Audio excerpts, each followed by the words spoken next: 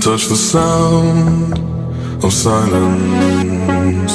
And in the naked light I saw 10,000 people maybe.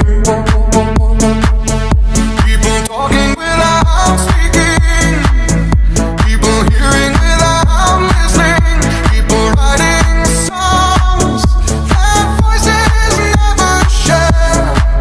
And no one dared disturb the sound of silence. Fool said, you do not know.